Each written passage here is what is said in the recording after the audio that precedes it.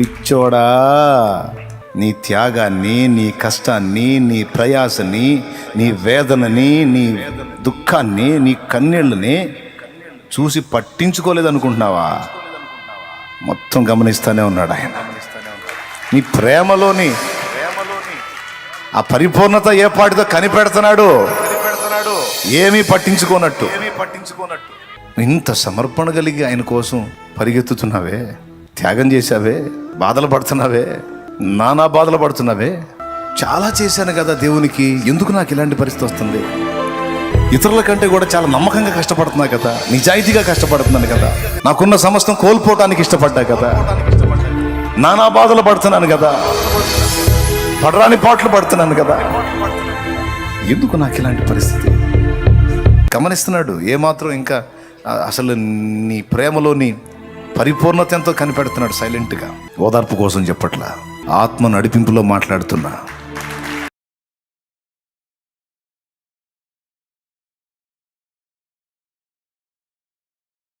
పసివాడు 5 రొట్టెలు 2 చేపలు యేసయ్య దగ్గరికి తెచ్చాడు. తెచ్చి వాడు తినేవి తీసుకొచ్చి ఆయనకి ఇచ్చేసి, ఇచ్చేటప్పుడు ఆశించాడా?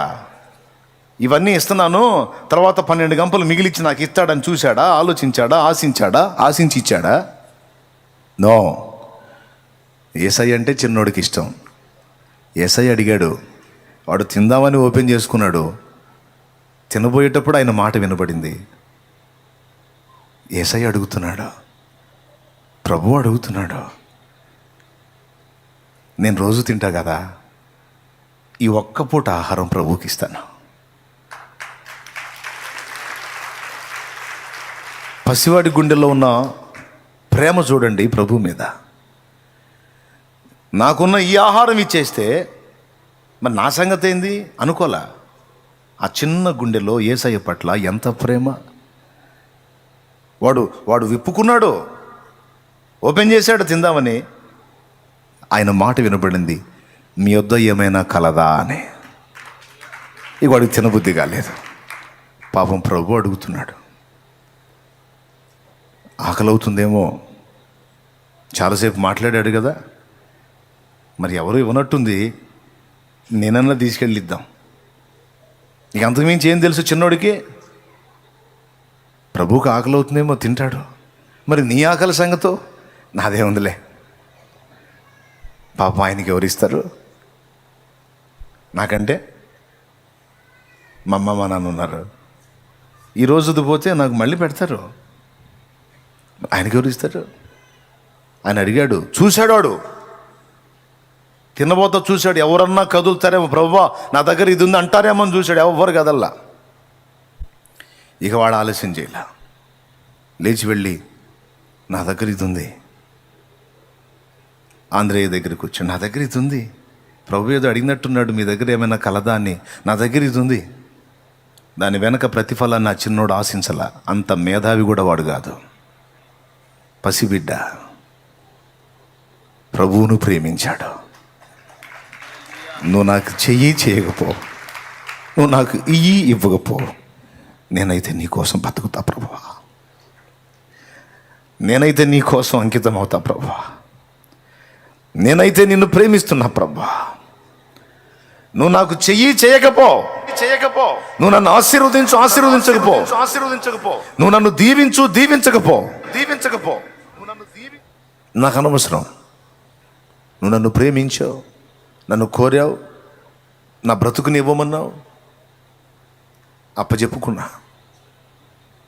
నువ్వు ఏమి చేసినా చేయకపోయినా నా బ్రతుకంతా నీ చేతికి అప్పగించుకుంటున్నా.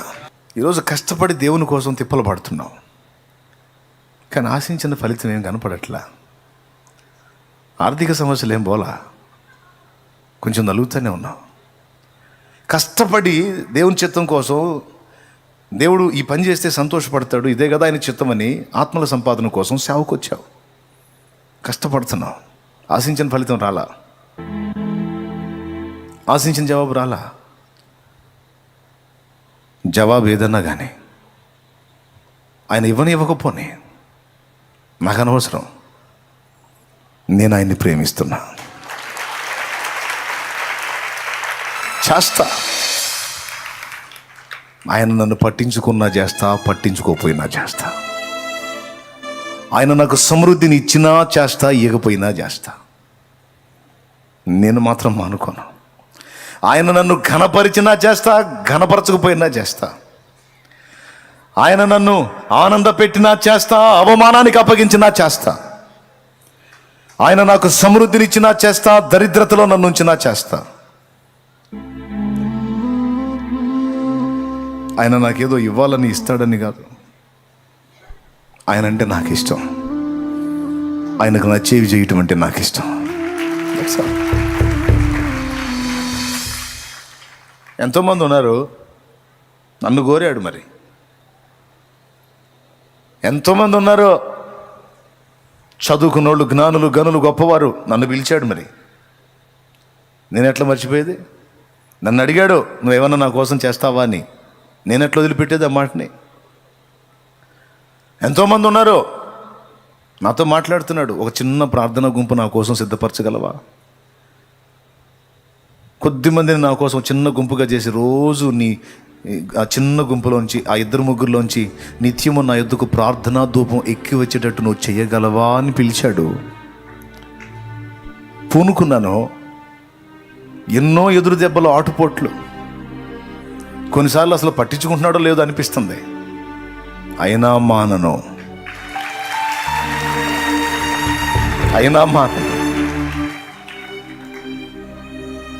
సేవ చేయమని పిలిచాడు.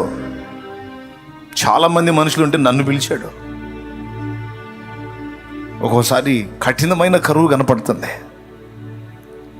చాలా కఠినమైన పరిస్థితులు కనపడుతున్నాయి. అయినా మానను. పెట్టకపోని. ఎందుకు? ఆయన పట్టించుకున్నప్పుడు, ఆయన ఆహారాన్ని పెట్టినప్పుడు, ఆయన అంతగా నీ మీద లక్ష్యం ఉంచినప్పుడు నువ్వు ఎందుకు తిప్పలబడాలి? నువ్వు ఎందుకు ప్రయాసపడాలి? నువ్వెందుకు కష్టపడాలి? ఎందుకంటే ఆయన అంటే నాకు ఇష్టం. ఆయన సంతోషం నాకు కావాలి. మన సృష్టికర్త నా కోసం ప్రాణం పెట్టాడు. ఇంకేం చేయాలి? చాలు, అది చాలు. ఘోరమైన అవమానాలు ఎదురవుతున్నాయి, తృణీకారాలు ఎదురవుతున్నాయి. ఎందుకు చేయాలి నేను అనిపిస్తుంది. చిచి, అదేంటి పిచ్చి ఆలోచన? ఎందుకు చేయటం ఏంటి? చేయకపోతే ఎట్లా? లోకంలో ఘనులకు, గొప్ప వంశపు వారికి, జ్ఞానులకు ఎందరికో లేని పిలుపు నాకొచ్చింది. నన్ను నమ్మకమైన వాడని ఎంచి పిలిచాడు. నేను ఎట్లా చేయకమానండి అని చెప్పు. ఏమన్నా చేయని, నేను ఇస్తున్న రొట్టెలో నాకు ఇవ్వకుండా ఆయనే తినేసేయని. ఏమన్నా చేయని, నా లేకపోయినా పర్వాలేదు, పస్తుంటా. ఒకగానొకడు ఇచ్చింది ఆయనే, ఎవరా అని అడిగాడు. పోనీ, వస్తువు ఆయన చిత్తం. కాదంటే నేనేమండి ఇస్తాను. తర్వాత నాకు ఇంతమందిని ఇస్తాడని ఆయన అనుకున్నాడా? నేను దేవుణ్ణి ప్రేమిస్తున్నా, ఆయన సంతోషాన్ని కోరుతున్నా. ఆయన ఏం చేసినా పర్వాలేదు, అవమానాలకు అప్పగించినా పర్వాలేదు, ఆకలి బాధకు అప్పగించినా పర్వాలేదు, ప్రయాసకు అప్పగించినా పర్వాలేదు, నిందలకు అప్పగించినా పర్వాలేదు, దరిద్రతకు అప్పగించినా పర్వాలేదు, ఏమైనా రెడీ. నా ప్రభు నాకు ఇష్టం, నా యేసయ్య నాకు ప్రాణం. హల్లెలూయా, హల్లెలూయా, హల్లెలూయా, హల్లెలూయా. భక్తి అంటే ఇది. దేవునికి స్తోత్రం. భక్తి అంటే ఇది. గొడ్రాలు అంటున్నారు. అన్ని సంపదలున్నా, అన్ని భోగాలున్నా ఏం లాభం? పిల్ల జల్ల లేదు. గొడ్డుపోతు మనిషి అంటున్నారు. అయినా పర్లేదు. దేవుడు అంటే నాకు ఇష్టం, దైవజనులంటే నాకు గౌరవం. నాకు అవకాశం ఉంది, లేకపోతే అది వేరు. ఉంది, దేవుడు నన్ను పట్టించుకోపోని, ఆ దైవజనుడు నా గురించి ఆలోచించకపోని నాకు అనవసరం. నాకు అవకాశం వచ్చింది, నేను దాన్ని వినియోగించుకోవాలి. నాకు ఛాన్స్ ఇచ్చాడో నేను దాన్ని నెరవేర్చాలి. భక్తుని మనసు ఇదైతే మరి ఇప్పుడు దేవుని మనసును చూడొద్దు. మనం దేవుని మనసు చూడొద్దు. 5 రొట్టెలు 2 చేపలు ఎక్కడ, 12 గంపలు ఎక్కడ? ఒక్కగానొక్కడైన సంతానం ఎక్కడ? ఆకాశ నక్షత్రాలంత పిల్లలు ఎక్కడ? ఒక్కగానొక్కడై ఉన్న సంతానం ఎక్కడ? ఇసుక రేణువులంత పిల్లలు ఎక్కడ? భక్తుని సమర్పణ అదైతే దేవుని మనసు ఇది. హల్లెలూయా. పిచ్చోడా, నీ త్యాగాన్ని, నీ కష్టాన్ని, నీ ప్రయాసని, నీ వేదనని, నీ దుఃఖాన్ని, నీ కన్నీళ్ళని చూసి పట్టించుకోలేదనుకుంటున్నావా? మొత్తం గమనిస్తూనే ఉన్నాడు ఆయన. నీ ప్రేమలోని ఆ పరిపూర్ణత ఏ పాటితో కనిపెడుతున్నాడు. ఏమీ పట్టించుకోనట్టు. నువ్వు ఏం చేసినా పర్లా, చేయపోయినా పర్లా అని ఇంత సమర్పణ కలిగి నువ్వు ఆయన్ని హత్తుకుంటే నిన్నుగాక ఇంకెవరిని దీవిస్తాడు? మరి నిన్నుగాక ఇంకెవరిని దీవించాలి ఆయన? ఇంత సమర్పణ కలిగి ఆయన కోసం పరిగెత్తుతున్నావే, త్యాగం చేశావే, బాధలు పడుతున్నావే, నానా బాధలు పడుతున్నావే. గమనిస్తున్నాడు ఏమాత్రం. ఇంకా అసలు నీ ప్రేమలోని పరిపూర్ణత ఎంతో కనిపెడుతున్నాడు సైలెంట్గా. ఓదార్పు కోసం చెప్పట్లా, ఆత్మ నడిపింపులో మాట్లాడుతున్నా. సిద్ధపడి రాసుకొని వస్తే తప్ప నేను అనట్లేదు. ఆత్మ ప్రేరేపించి పలికిస్తున్న మాటలు పలుకుతున్నాను నేను. మౌనంగా ఉంటాడు. రొట్టెలు ఇవ్వగానే పిల్లాడికి మళ్ళీ వెంటనే రొట్టెలు ఇచ్చాడా? అందరి కడుపులు నింపినాక ఫైనల్లో ఇచ్చాడా? చెప్పండి. అందరి కడుపులు నింపినాక ఫైనల్లో ఇచ్చాడు. ఈ మధ్యకాలంలో బహుశా వాడిని గమనించాడేమో. ఏం దేశయ్యా, నా రొట్టెలను తీసి వాళ్ళకి పెడుతున్నా, నా సంగతి ఏంది? ఏం లేదు, వాడు సైలెంట్గా చూస్తా ఉన్నాడు ఆ వింతని. నువ్వు తింటావని నీకు ఇస్తే నువ్వు వాళ్ళకి అందరికీ పెట్టేస్తున్నావు, పర్వాలేదులే పెట్టే. అసలు వాడికి ఆకలి లేదు, ఆనందమే ఉంది. చివర మిగిలిన మొక్కలు 12 గంపలు ఎత్తిరి. ఎవరి అవి మీరు చెప్పండి? ఎవరివవి? ఎందుకంటే దాని మూలధనం ఎవరిదే? మిగిలింది ఎవరిదే? కథం. మనిషిగా నువ్వే ఇంత నమ్మకంగా కష్టపడుతుంటే, ఇంత త్యాగం చేస్తుంటే ఆయన ఎంత మురిసిపోతాడు, ఎంత సంతోషిస్తాడు. నీ పట్టుదల ఎంతో కనిపెడుతున్నాడు. అది నేను చెప్తున్నా, గుర్తుపెట్టుకొని నమ్ము. ఓదార్పు కోసం చెప్పట్లా, వాస్తవంగా చెప్తున్నా. నా దేవుడు అన్యాయస్తుడు కాదు. నా దేవుని కోసం నువ్వు పడే ప్రయాస, నువ్వు పడే బాధ, నువ్వు పడే వేదన, నువ్వు చేసే త్యాగం, నువ్వు చేసేది ఏదైనా నువ్వు ఘోరంత చేస్తే లెక్క రాసుకొని కొండంత నీకు సిద్ధం చేస్తాడు నా దేవుడు. కొండంత. ఎప్పుడయ్యా అనవాకు, అన్నావంటే తేడా పడతావు, దొరికిపోతావు. అన్నావంటే దొరికిపోతావు. దొరుకుతావని వెతుకుతున్నాడు నిన్ను. అన్నానికి లేని రోజును కూడా చూపించాడు నాకు. మధ్యాహ్నం పూట ఇంటికి వచ్చాను, తిరిగి 2:30, 3 అవుతుంది. ఆకలి అవుతుంది బాగా. అన్నం ఏమైనా ఉందా అన్నాను. లేదండి. నిజం. పర్లేదులే, ప్రభువుకు స్తోత్రం. ఎందుకయ్యా నాకు అన్నం కూడా లేకుండా చేశానులా? నీకు స్తోత్రం, పర్లేదు, ఏమైంది? ధన్యుణ్ణి. ఒక సాక్ష్యం ఇచ్చావు నాకు కూడా, స్తోత్రం. యాడిచ్చాడు?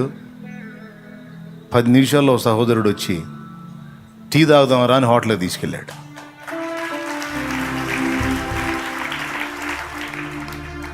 మామూలుగా అయితే అన్నం పచ్చడి వేసుకొని తినేవాడినేమో. ఇక అంతకుమించి పలావాలు చేసుకొని తింటానికి పైసలు లేవులే. 3 హోటల్కి తీసుకెళ్ళి టీ తాగుదాం రా అన్న అని తీసుకెళ్ళి టీ చెప్పట్లా, నా దగ్గర డబ్బులు లేవుగా, డబ్బులు లేకుండా మనం పోవటం ఏం బాగుంటుంది, నువ్వు వెళ్ళి తాగిరాలేదు తమ్ముడు అంటున్నాను. అన్న నేను నీ కోసం వస్తే నువ్వు రావేందన్న. అసలు ఇక నూతన విశ్వాసి ఆడ ఫీల్ అవుతాడని బాధ. సరేలే నాయనప్పా టీయేగా, ఏమైంది ఎవరిస్తే ఏమైనా టీయేగా అనుకున్నా. డబ్బులు లేకపోతే నేను బాగుంది, నా భయం. అవతలాడు కూడా నేను తేలేదన్న అంటే పరువు పోయిద్దిగా, ఎందుకు వచ్చిన కూడా. అందుకని నా దగ్గర డబ్బులు ఉంటేనే అవతలాడితో పోతా, లేకపోతే పోను. అడిగి పోయినాక ఆ తమ్ముడు టీ చెప్పట్లా, ఓతప్పం ఏందో ఇంకా 2-3 రకాలు, 2-3 ప్లేట్లు వచ్చినాయి. ఏం తమ్ముడు ఏంది అంటే, ఇవన్నీ నీకు తినిపించాలని నాకు ఆశ కలిగింది, నువ్వు తినకపోతే నేను బాధపడతాను. నా ఇంట్లో డబ్బు లేదని, నా ఇంట్లో ఆహారం లేదని, నేను ఆ పూట అన్నం తినలేదని అతనికి తెలియదు. తను తిని ఇంట్లో పండుకున్నాడు. దేవుడు అతనితో మాట్లాడిన అనుభూతి పొంది అతను లేచి వచ్చి చెప్తున్నాడు, అతనే నేను ఇంట్లో పండుకున్నానన్నా తిని. నేను తిని తమ్ముడు అని తనని అడిగితే, సరే నువ్వు తిని తమ్ముడు అంటే, నేను తిన్నానన్నా, తిని పండుకున్నా. ఎందుకో నువ్వు తిని పండుకున్నావు, నా దాసుడు తిన్నాడో లేదో అడిగావా, లేచి వెళ్ళి అడుగు అని ఆయన నాతో మాట్లాడిన అనుభూతి పొంది నేను వచ్చానని చెప్పాడు. చూడు ఆయన మనసు చూడు. అయితే ఆ పూటగా అట్లా కడుపు నింపేశాడు. నేనే వద్దన్నాను, అయినా సరే తినాల్సి వచ్చింది. అది తింటమేమో కానీ ఆ తమ్ముడు ఆ మాట చెప్పినప్పుడు ఈ కన్నీళ్ళు ఆహారం మీద పడ్డాయి. తల ఉంచుకున్నాను తింటున్నట్టు కన్నీళ్ళు పడుతున్నాయి దాని మీద. ఎందుకంటే నా కడుపు చూశాడు ఆయన, నా ఆకలి చూశాడు ఆయన. చూస్తాడు బిడ్డ, నిన్ను కూడా కనిపెడతాడు. కావాలని కొన్నిసార్లు అసలు నీ ప్రేమలోని పరిపూర్ణత ఏంది, అసలు నీ సంగతి ఏందో తేల్చుకోవాలి కదా. చెబుతున్నా, ఆయన ఏం చేయకపోయినా పర్వాలేదు, ఐఎమ్ రెడీ అను. నువ్వు నాకేం చేయకపోయినా పర్లా, నాకు ఇంత కాదు ఇంకా ఇంత దరిద్ర తీర్చిన ఐఎమ్ రెడీ. నేను వదిలేది లేదు, నీ చిత్తము చెయ్యుట మానేది లేదు. నాగటి మీద చెయ్యి పెట్టా, వెనక్కి తిరిగేదే లేదు. ఇక ఈ ఊపిరి ఇంతే, ముందుకు సాగిపోతాను, వెనకడుగు వెయ్యను నా దేవా.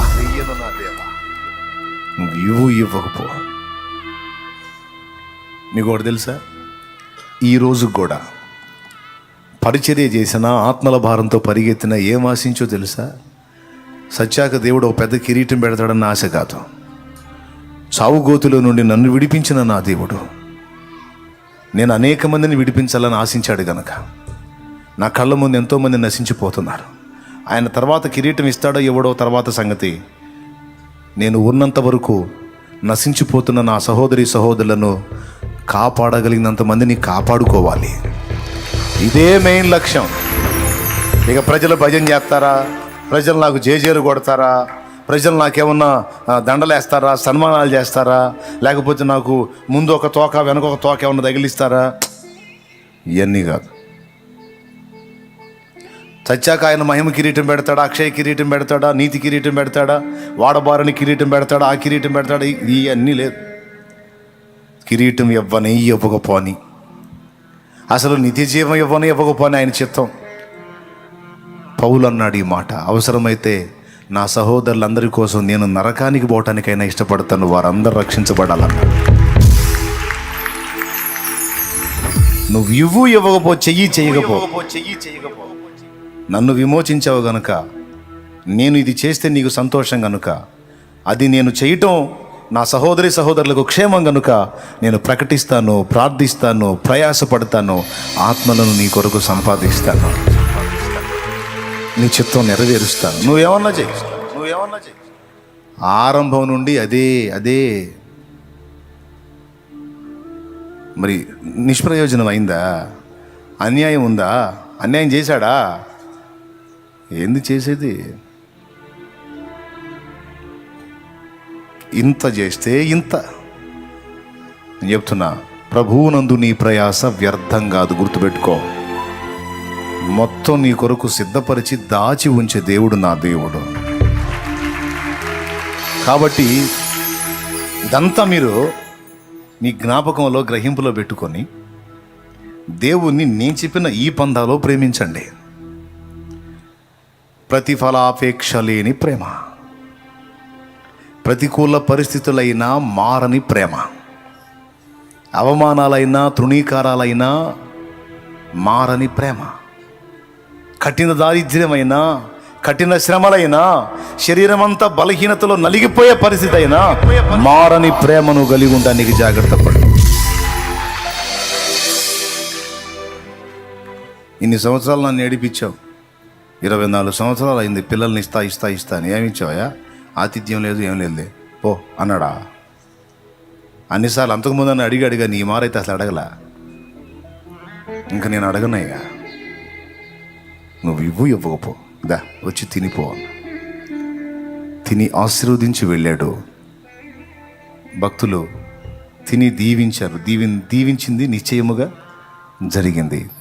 ఈరోజు మొదట నిన్ను ఖాళీ చేసి నీలో ఉన్న అభ్యంతరకరమైన వాటిని తొలగించి నిన్ను తన చేతుల్లోకి తీసుకొని ఆయన తప్పకుండా నిన్ను నింపుతాడు. ఆ నింపుటకు, ఆశీర్వదించుటకు, దీవించుటకు నిన్ను ముందు స్వీకరిస్తాడు. నీ నుంచి కొంత స్వీకరిస్తాడు. ఆ స్వీకరించగోరింది నువ్వు ఆయనకు ఇచ్చేది ఇదిగో నేను చెప్పిన కొలతలో ఉండేటట్టు జాగ్రత్త పడమని ఒక చిన్న హెచ్చరిక అంతే.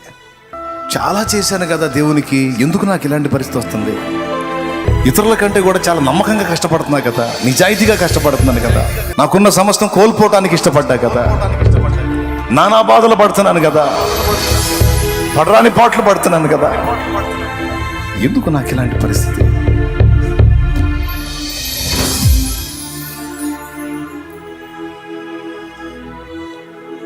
ప్రార్థన చేయి.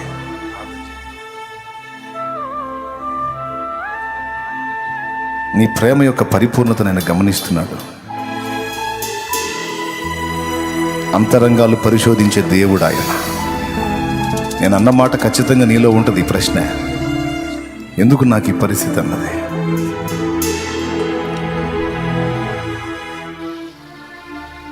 నేను ఎంత ప్రయాసపడినా నాకు ప్రతికూల పరిస్థితులే, ఎంత నిజాయితీగా కష్టపడినా అవమానాలే.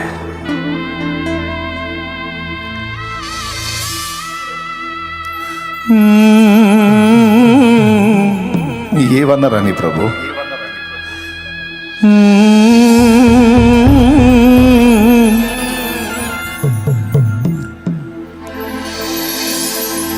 నీ కోసం జీవిస్తున్నా,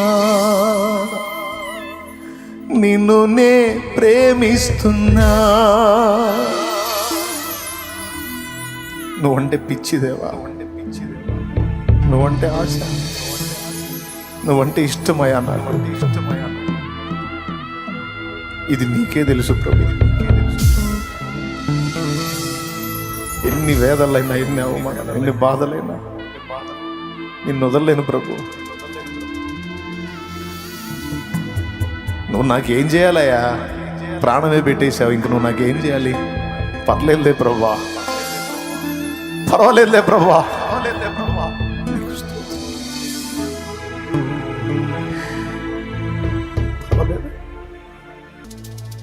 నా నుంచి ఎంత పొందగోరావో అంత పొందు. నేను సిద్ధంగా ఉన్నాను. నా నుంచి ఎంత ఆశించావో అంతా స్వతంత్రించుకో ప్రభు. నన్ను పూర్తిగా తీసుకో, నీ వశంలోకి తీసుకో. నా కలిగిన సమస్తము నీదే, అది నువ్వు ఇచ్చిందే. స్వీకరించు ప్రభు. నువ్వు నాకు చేసినా పర్వాలా, చేయకపోయినా పర్వాలా. నీ దాసుని, నీ దాసురాన్ని ప్రభు. నా దేవుడవు, నా ప్రియుడవయ్యా. నువ్వు చేసినా నాకు ఇష్టమే, నువ్వు చేయకపోయినా నాకు ఇష్టడవే. నువ్వు పట్టించుకున్నా నా ప్రియుడవే, పట్టించుకోకపోయినా నా ప్రియుడవే. నిందలకు అప్పగించిన నా ప్రియుడవే, అవమానమునకు అప్పగించిన నా ప్రియుడవే, వ్యాధికి అప్పగించిన నా ప్రియుడవే, దరిద్రతకు అప్పగించిన నా ప్రియుడవే, శ్రమలకు అప్పగించిన నా ప్రియుడవే, అప్పులకు అప్పగించిన నా ప్రియుడవే, దేనికి అప్పగించిన నా ప్రియుడవే. ఇందులో మార్పు లేదు.